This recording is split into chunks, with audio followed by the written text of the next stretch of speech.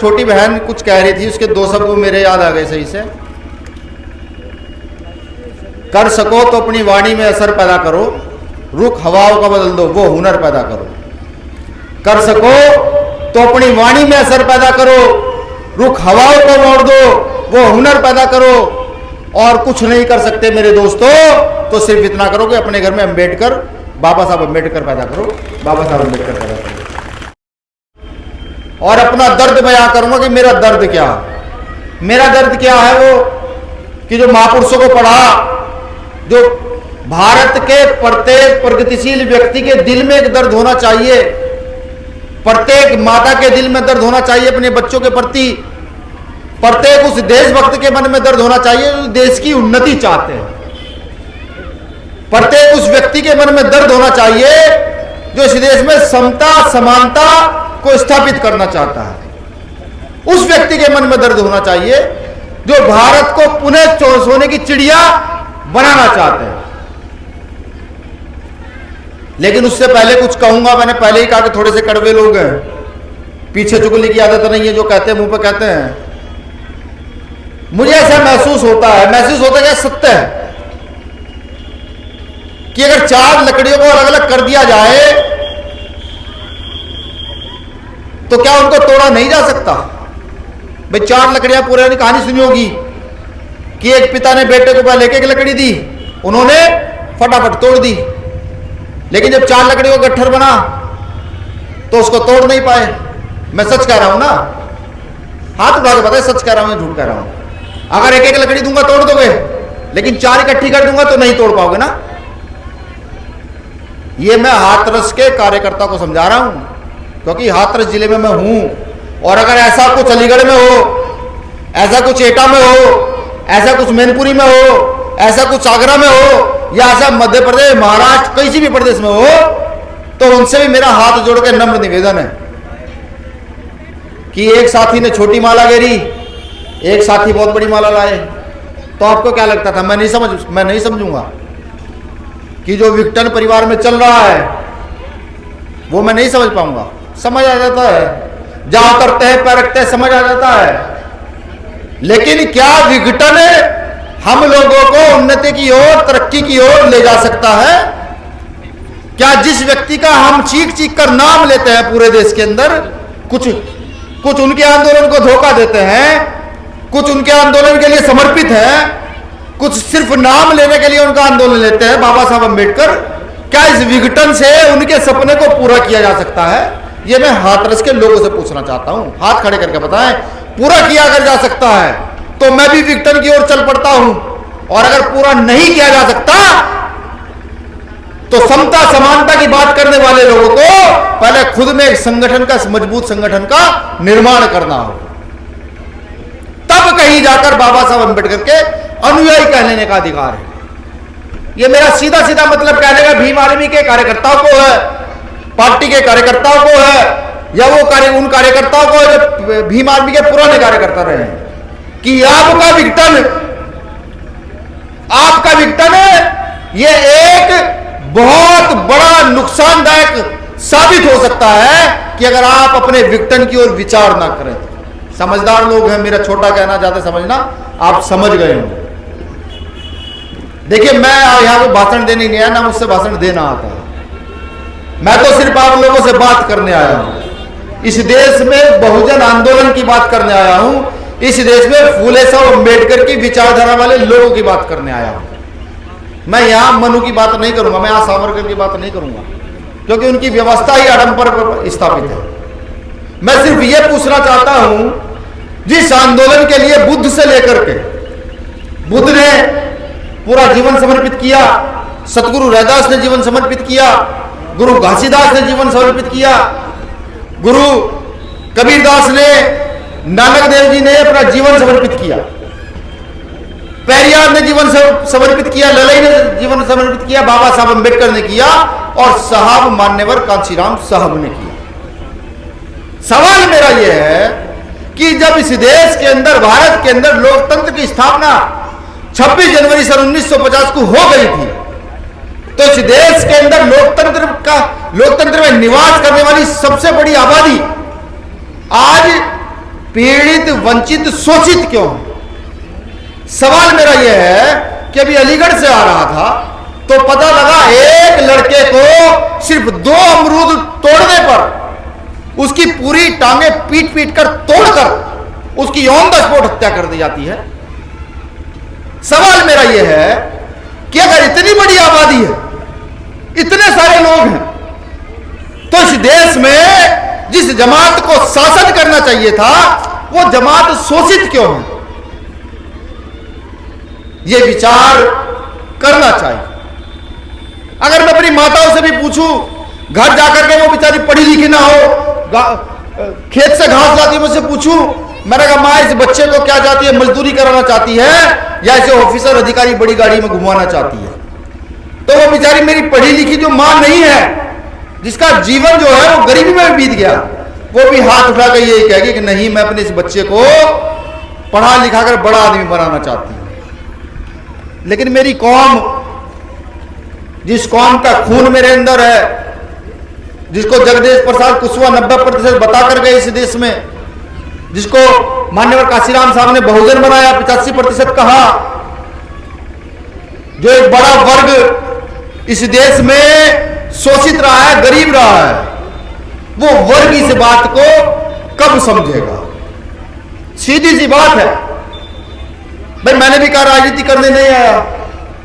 मैं पहले भी ये कहता था कि राजनीति नहीं की जाएगी। मैंने अभी भी घोषणा की है कि जब तक मेरे टीम, जो मेरी पूरी टीम है, समाज है, ये मुझे खड़े हुए ना कहा नहीं जी आप राजनीति करोगे, तब तक मैं राजनीति में नहीं जाऊंगा। ये प्रण लिया मैंने। लेकिन फिर एक विचार आया, जब बाबा साहब अम्बेडकर को, माफी चाहूंगा, जब साहब काशीराम साहब को पढ़ रहा था तो उसमें एक लाइन लिखी हुई थी कि राजनीति आपके 100 परेशानियों के ताले की चाबी है, उस चाबी से आप कोई सा भी ताला खोल सकते हो। उसको समझने का प्रयास किया तो फिर समझ आया सही से कि ये जो हत्याएं होती हैं, ये जो बलात्कार होते हैं, इनके लिए, जिसके लिए हम सड़क पर लड़ते हैं, रोड जाम करते हैं, फिर प्रशासन मुकदमे लगाता है, सरकारी कार्य में बाधा के मुकदमे लगाता है, दंगों के मुकदमे लगाता है और हमें जेल डालता है। फिर समझ आया कि जो आज बेरोजगारी का आलम है कि पढ़ा लिखा युवा वो सड़कों पर धक्के खा रहा है और सोर्स के आधार पर कम पढ़ा लिखा भी नौकरी कर जा रहा है। फिर समझ आया कि इस देश की खनिज संपदा, पेट्रोलियम, कोयला, हीरे की खदाने, सोने की खदाने, ये चंद लोगों के हाथ में क्यों है? फिर समझ आया कि इस देश का व्यापार समझते हैं क्या? वो व्यापार जो एक केले वाला यहां सड़क पर ठेली लगाकर केला बेच रहा है, वो भी व्यापार है।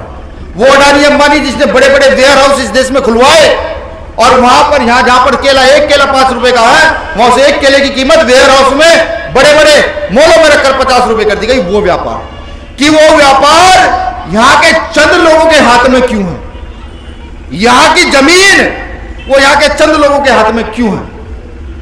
तो जगदेव प्रसाद कुशवाहा की लाइन समझ याद आई कि 100 में 90 शोषित है, शोषितों ने ललकारा है, कि 100 में 90 शोषित है, शोषितों ने ललकारा है। भारत की जल जंगल जमीन में 90 भाग हमारा है। वो लाइन याद आई। ये मैं कह किस लिए रहा हूं? मैं ये सिर्फ इसलिए कह रहा हूं कि भारत की सबसे बड़ी जमात, जिसको देने वाली जमात बनना था, वो जमात न जाने क्यों लेने वाली जमात बनती जा रही है। हां सही है, हम गरीब हैं, बिल्कुल सही है, क्योंकि हमने अभी तक अपने अधिकारों को जाना नहीं है, हम इसलिए गरीब हैं। हम किसी दूसरे के कारण गरीब नहीं है। जानिए ना अपने अधिकार जानिए और यहां की शासन सत्ता पर कब्जा कीजिए। आज बीजेपी कर क्या रही है? आप बीजेपी का कार्य क्षेत्र देखिए, मैं बुरा नहीं कहता उसको, उनका कार्य क्षेत्र देखिए।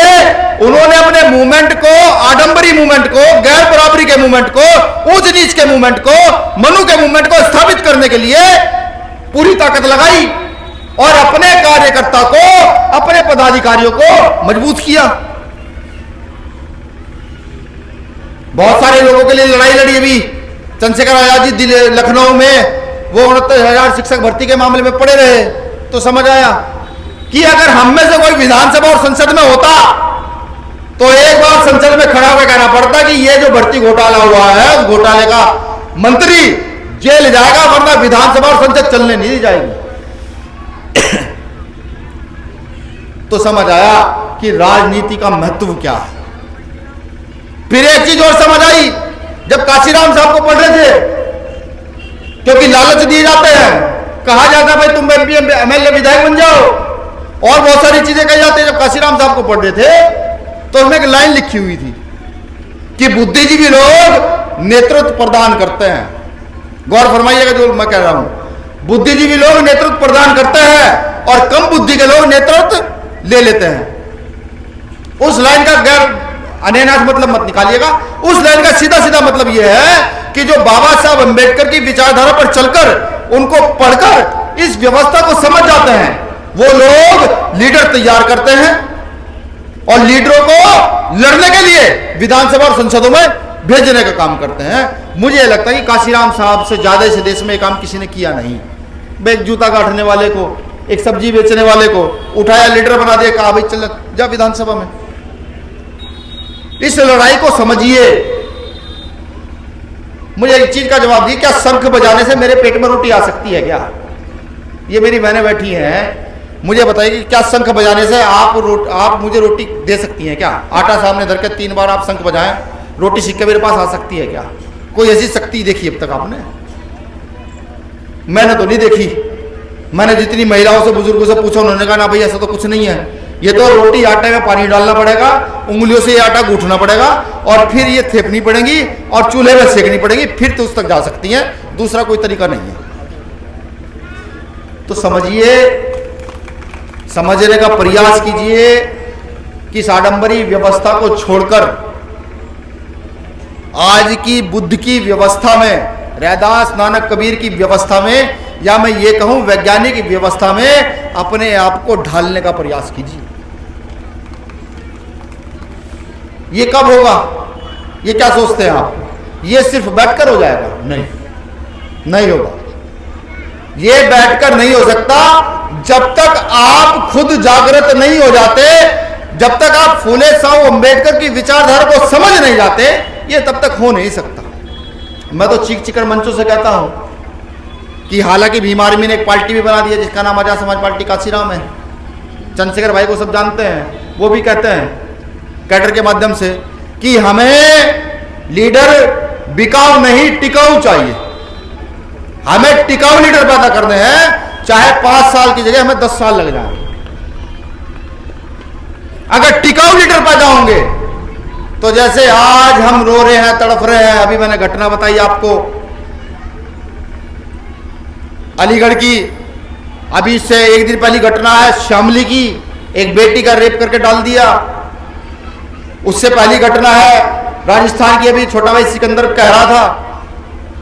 तो ये जो घटनाएं, जो ये तमाम घटनाएं है ना, इन घटनाओं से लड़ने की ताकत आप लोगों के अंदर पैदा हो जाएगी। ये सिर्फ हम लोगों को पूरे देश का आंदोलन एक जगह इकट्ठा कर कर और वहां से नई लीडरशिप का डेवलपमेंट करना है, दूसरा कोई काम नहीं करना है। मेरा यह मानना है, यह विश्वास है कि आज पूरे देश के अंदर भीम आर्मी का एक एक कार्यकर्ता मजबूती से अन्याय अत्याचार के खिलाफ लड़ रहा है, चाहे उसकी उम्र 20 साल हो और चाहे 30 साल, मजबूती से लड़ रहा है। अब आप खुद सोचिए कि जिस टीम के कार्यकर्ता, जिस टीम का सबसे पहला कार्यकर्ता जिसका नाम चंद्रशेखर आजाद है, वो एक आह्वान पर राजस्थान चला जाता है, वो एक आह्वान पर महाराष्ट्र मध्य प्रदेश चला जाता है, वो एक आह्वान पर उत्तर प्रदेश के सीएम तक को हिला देता है। अगर उसके जैसे कार्यकर्ता यहां की राजनीति में हस्तक्षेप कर गए तो सोचिए क्या होगा। भाई अभी मैं किसी को नौकरी तो नहीं दे सकता, या दे सकता हूं? किसी के लिए नौकरी की व्यवस्था कर सकता हूं? नहीं कर सकता। क्या अभी हमारी टीम का कोई व्यक्ति आपको कोई जमीन का पट्टा दे सकता है? नहीं दे सकता। लेकिन हां, अगर वो जो सरकारी जो चाबी है, वो चाबी हाथ लग गई तो ये तो महापुरुष कह के गए हैं, वो चाबी हर समस्या के ताले का हाल है। समझ रहे मैं क्या कह रहा हूं? अपनी, और हां, बाबा साहब अम्बेडकर ने कहा खासतौर से अनुसूचित जाति, अनुसूचित जनजाति के लोगों के लिए कि अगर आपको अपनी उन्नति करनी है, अपने आप के ऊपर से शोषण हटाना है, अपनी खुद को शोषण मुक्त करना है, तो अपना राजनीतिक दल बनाकर अपना बल इकट्ठा कीजिए पहले। ये बाबा साहब अम्बेडकर ने कहा। आज क्या है, आज माफी चाहूंगा, मैंने पहले कहा कड़वे लोग हैं, बुरा मत मानिएगा।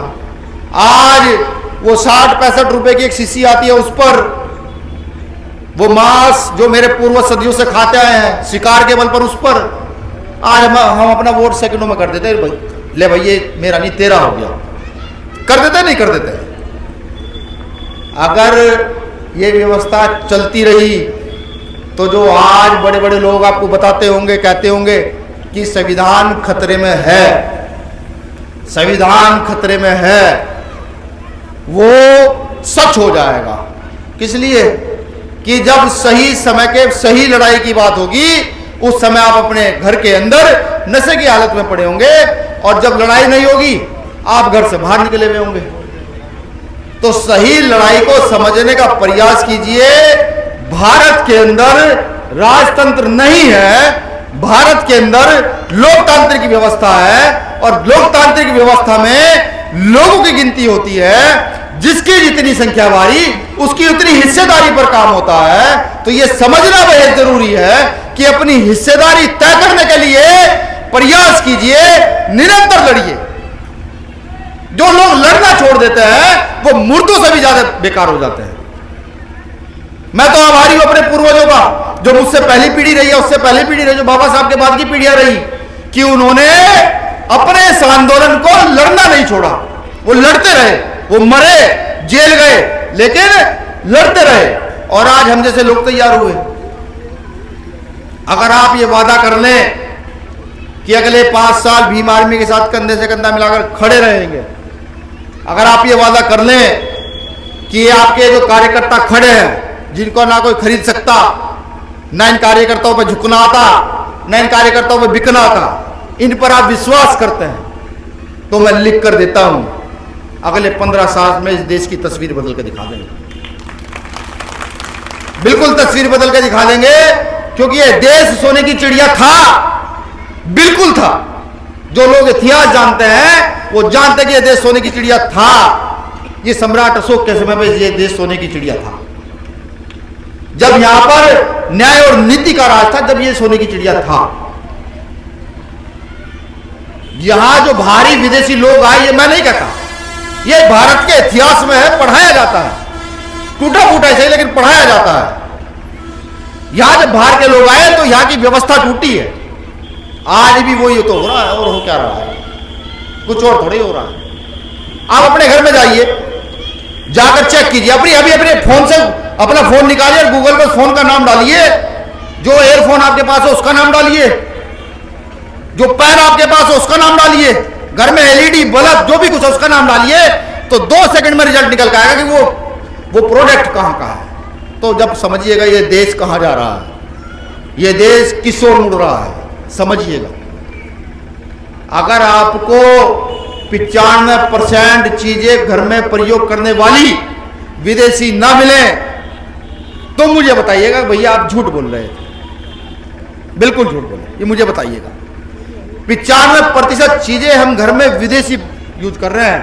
मेरा फोन भी विदेशी होगा, जब मैं से गूगल पर डालूंगा तो मुझे पता लगेगा कि इसकी जो मैन्युफैक्चरिंग है वो कहां से आ रही है, चाइना से होकर के। कहां से आ रही है, अमेरिका से होकर के। हालांकि वहां पर इन चीज की खोज करने वाले, इनकी मैन्युफैक्चरिंग करने वाले 50% से ज्यादा लोग भारतीय हैं, समझ रहे हैं।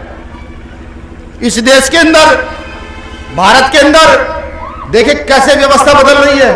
अभी हरियाणा में एक रूल लागू हुआ है कि अगर आप अपने बच्चे को सरकारी स्कूल में पढ़ाते हैं तो आपको 500 रुपए पे करने होंगे, फीस देनी होगी। लेकिन अगर आप अपने बच्चे को प्राइवेट स्कूल में पढ़ाते हैं तो सरकार आपको 1100 रुपए देगी। भाई गरीब आदमी क्या करेगा, वो जाएगा, भाई 1100 रुपए मिल रहा, भागा भागा प्राइवेट स्कूल में और पढ़ाई करेगा। जब ये देखा, हमने इस पर अध्ययन किया, कुछ बुद्धिजीवियों से बात की, तो समझ आया कि अब जो प्राइमरी स्कूल के माध्यम से हमारे गरीब परिवारों के बच्चे, हम जैसे लोग थोड़ा थोड़ा पढ़ के आगे की ओर बढ़ जाते थे, अब उनकी बिल्कुल नसबंदी करने का प्रयास यहां की मनु की औलादे ये लोग कर रहे हैं। दूसरा भी किसान आंदोलन देखा आपने CNRC का। हो सकता है मैं गलत हूं, हो सकता है, लेकिन मेरी समझ ये आया कि अगर यह व्यवस्था चली तो अगले 10 साल के अंदर भारत के सभी सरकारी स्कूल जो गांव-गांव में है, जो बैकवर्ड क्षेत्रों में, वो सब बंद हो जाएंगे। वो सरकारी स्कूलों की जमीनें अडानी अंबानी को लीज पे 1 रुपया लीज पर 1 रुपये में 100 साल के लिए दे दी जाएगी। और फिर वहां जो CNRC का जो तांडव हुआ इस देश के अंदर, वहां पर उन स्कूलों को अडानी अंबानी के वेयर हाउस बनाया जाएगा। वहीं पर इस किसान की फसल को वहीं का वहीं अपने मन मुताबिक करके रख लिया जाएगा। ये मेरी समझ आया और मुझे लगता है कि ये सही है, ये वाकई सत्य है। फिर 5 साल के अंदर प्राइवेट स्कूल हमें कहेंगे भैया हमारा बजट नहीं है, अब आपको अपने बच्चों की फीस देनी होगी। जो 1100 रुपये में दे रहे थे, अब हमें उन्हें वापस पैसे देने होंगे। ये सब चीजें जागृति के माध्यम से पैदा हो सकती हैं। इस देश में जब तक जागृति नहीं की जाएगी तब तक मुझे लगता है कि इस देश के अंदर भक्तों की संख्या बहुत है, अनलिमिटेड तौर पर भक्तों की संख्या है। भक्तों की कौन से भक्तों की संख्या है? वो सावरकर की औलादों की संख्या है। सावरकर को कभी पढ़िएगा, जो पढ़े लिखे लोग हैं, जो मेरी बहनें यहां बैठी हो, पढ़िएगा। मैं गवर्नमेंट कर्मचारी को कहता हूं कभी सावरकर को पढ़िएगा। जब आजादी की लड़ाई चल रही थी तो सावरकर ने लिखित में माफी मांगी थी अंग्रेजों से। अंग्रेजों की दलाली करना स्वीकार किया था, जिसको ये वीर सावरकर कहता है, जिसको आइडियोलॉजी को स्थापित ये करना चाहते हैं। और हम तो उधम सिंह के परिवार के लोग हैं, हम तो भगत सिंह के परिवार के लोग हैं, हम तो बाबा साहब अम्बेडकर के परिवार के लोग हैं, जिनके खून में गद्दारी नहीं है। ये इतिहास कहता है भारत का कि जब चोटी और बेटी की बात आई थी तो हम लोग जंगलों में चढ़े थे चोटी बेटी की सुरक्षा के लिए, ये नहीं चढ़े थे। ये इतिहास कहता है इस भारत का, मैं नहीं कहता। इतिहास में लिखा हुआ है कि जब चोटी बेटी की बात आई तो हम जंगलों में चढ़े थे। हमने इस देश में टट्टी उठाना स्वीकार किया था, लेकिन चोटी बेटी के साथ समझौता नहीं किया था। तो हम तो उस परिवार के लोग हैं। अब तो सिर्फ हमारे इस परिवार को इकट्ठा होना है। ये जो 85% आबादी है इस देश की, शोषित वंचित, इसको इकट्ठा होना है और यहाँ फूले साहब अम्बेडकर की विचारधारा को स्थापित करना है। जो लोग चीख चीख कर कहते हैं कि ये देश किसका है, तो मैं उनको बता दूं, ये देश बुद्ध का देश है। ये देश बुद्ध का देश था, ये देश बुद्ध का देश रहेगा। तुम जितना मर्जी प्रयास कर लो, बुद्ध को कभी मिटा नहीं पाओगे। अब तो बुद्ध के मानने वाले लोग जो मेरे सामने बैठे हैं, इनको तय करना है, आपको तय करना है कि आपको चलना किस ओर है। ये आंदोलन हर बार चले, ये बाबा साहब अम्बेडकर के समय पर समता सैनिक दल के रूप में, RPI के रूप में और अन्य संगठन के नाम से चले, कभी दलित पैंथर के रूप में, कभी DS4 के रूप में, कभी वामसेप के रूप में चले। आज ये आंदोलन भारत में चल रहा है, भीम आर्मी के रूप में चल रहा है। या फिर मुझे बता दीजिए कि भारत में बाबा साहब अम्बेडकर के नाम से कोई और संगठन इतनी मजबूती से अन्याय अत्याचार के खिलाफ आवाज उठा रहा हो, सड़क पर लड़ाई लड़ रहा हो। अगर ऐसा कोई संगठन आपकी निगाहों में है तो आप मेरे पास मैसेज भिजवा दीजिएगा, भैया ये संगठन है, सर्वे करके अच्छे से। और कोई मैसेज का जरिए ना मिले तो 1 मिनट की वीडियो मेरा नाम लेके, भीम आर्मी का नाम लेके सोशल मीडिया पर डाल दीजिएगा, 10 मिनट में पहुंच जाती है कि भैया भारत में आपसे ज्यादा ये वाला संगठन काम कर रहा है।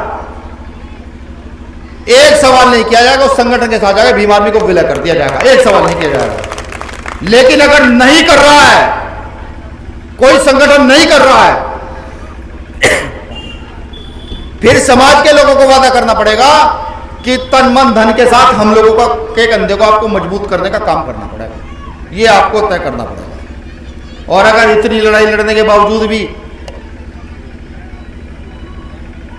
लगातार अन्याय के खिलाफ खड़े होने के बावजूद भी समाज ये चाहता है कि हमारे खून का जब तक वो एक एक कतरा ना देख ले, जब तक समाज खड़ा नहीं होगा, तो मैं वादा करता, आपका छोटा भाई छोटा बेटा वादा करता है आपसे कि जिस दिन मौत होगी ना, उस दिन आंदोलन में योगी तय है। लेकिन कभी ऐसा हो जाए तो फिर ये समझकर खड़े हो जाना, कहने लगे नहीं, कुछ लोग पैदा हुए थे, कुछ लोग पैदा हुए थे जिन्होंने असली लड़ाई इस देश में शुरू की और उस लड़ाई को अंजाम तक पहुंचाने का काम किया। फिर खड़े हो जाइएगा। एक निवेदन इस बीच और करूंगा। देखिए, व्यवस्था चलाने के लिए कार्यकर्ताओं की आवश्यकता होती है। आज कार्यकर्ता भीम आर्मी के पास है, कल का नहीं पता। कल शादियां भी होंगी, अभी भी कुछ साथियों के विवाह हुए होंगे, कुछ के विवाह 5 साल के बाद होंगे।